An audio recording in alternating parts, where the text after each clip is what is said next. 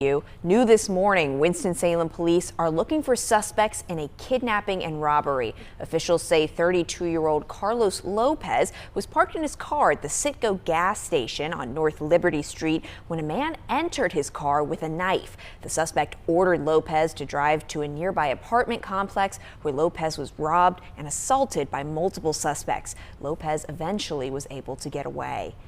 And staying in Winston-Salem, investigators are working to figure out who set a home on fire Wednesday night. It happened on Glen Avenue near Bloom Blanding Park. The fire department says the fire was set intentionally, and now the police department is investigating. They haven't said if they've identified a suspect. No one was injured or displaced by the fire. A man in Madison is being held without bond after investigators say he violently and repeatedly shook an infant. Rockingham County deputies arrested 26-year-old Zachary Simmons earlier this week and charged him with intentional child abuse causing serious bodily injury. The sheriff's office says it began investigating after Brenner Children's Hospital reported possible abuse. There's been no update yet on the condition of the baby.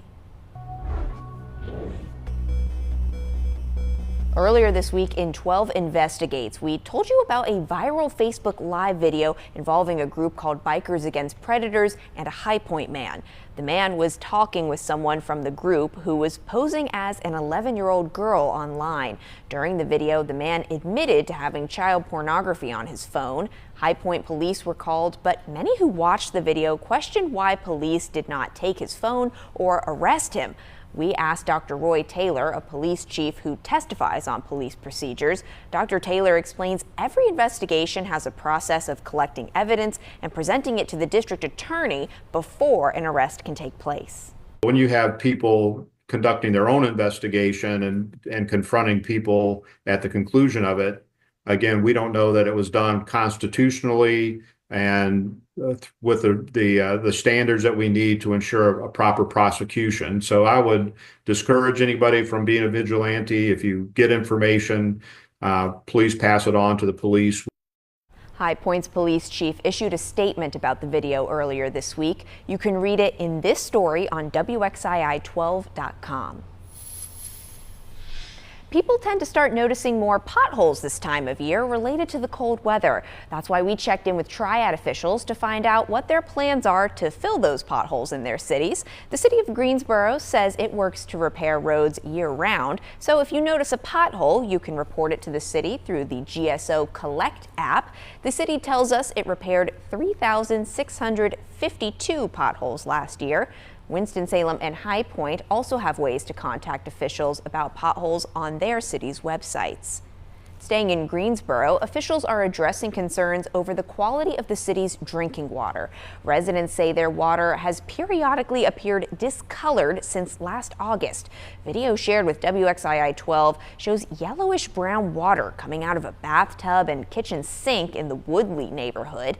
The water is supplied by Greensboro Water Resources. Members of the Southeast Greensboro Coalition say they met with the agency to discuss their concerns last month, but say they haven't noticed much improvement. City leaders tell us the water is not harmful, saying they're making upgrades at one of the water plant's pumping systems, which means they have to shut down and supply water from other sources. The latest shutdown has brought increased minerals in the pipes, making water brown for some residents. The city says it's done more testing in those areas and localized flushing to resolve the issue. Heading over to Davidson County, where commissioners say they're in the early stages of planning to build a sportsplex just outside of Lexington. County Manager Casey Smith says the commissioners wanted to build a family destination for folks. A 350 wooded area next to Southmont Elementary School would be transformed into 10 soccer fields, 8 baseball fields, a 5-acre water park. Smith says the county is paying for the nearly $65 million sportsplex with COVID relief funds and revenue from the latest property reval. He believes the sportsplex will attract businesses to build more in the county. You can't have a facility like this without having those kinds of things surrounding it. People are going to want to eat, people are going to want to stay overnight. They're going to want to do it, especially if they got tournaments and they got children involved in this. They don't want to drive back and forth. Smith expects construction to start after the commissioner's budget retreat in March. He says the Sportsplex will open in phases, with the entire project being completed in the spring of 2028. Hundreds of new jobs are coming to the Triad. IndoCount Global Inc., a bedding manufacturer, announced it's building a new facility in the Piedmont Commerce Center in Kernersville. Officials say this will be a $15 million investment. It will also be the company's first manufacturing operation in North America. The project is expected to create more than 230 jobs in total. The future of agriculture is in the hands of young Black farmers. Kids across the state are getting hands-on farming practice with North Carolina A&T State University's 4-H program. Our Sarah Sowers learned how the initiative is getting underserved populations involved in agriculture. North Carolina A&T is one of 7 historically Black colleges and universities preparing the next generation of farmers. We know that North Carolina is one of the top producers for agriculture, but there's a very small percentage of Black farmers, and we're hoping that this program can really change that. It's an initiative for high school students from rural areas to learn about agriculture and STEM careers. In 2024, the Youth Innovators Empowering Agriculture Across America program had 300 high school participants and over 100 mentors, and that's expected to grow. A lot of young people think about milking cows kind of with their hands and buckets and things of that nature. So when we take them over to our farm and showcase that piece of equipment, it's just, you can see the light bulbs going off when they start to see how the technology is really integrated into a lot of those practices. Students learn from hands-on practice and mentorship from current college students and professors. From robotic milkers to managing beef cattle, students are encouraged to explore the technology and innovation of farming. We want young people to really know that it has been so modernized. So there's things like robotics and AI. So we really want it to be seen as a viable career from that aspect. We work with drones. There's a lot of technology that has been added over the years to our farming practices, and we want, I think that is what is going to attract a lot of young people to agriculture. Under the 5-year federal grant, the university expects to engage more than 3,000 high school students statewide.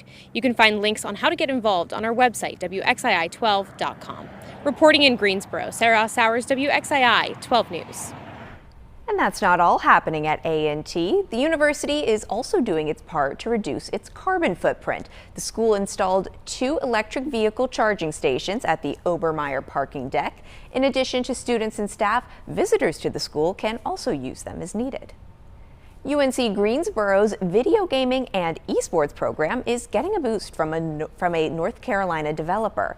School officials announced their Unreal Engine academic partnership with Epic Games. The Cary-based company is probably best known for creating the popular video game Fortnite.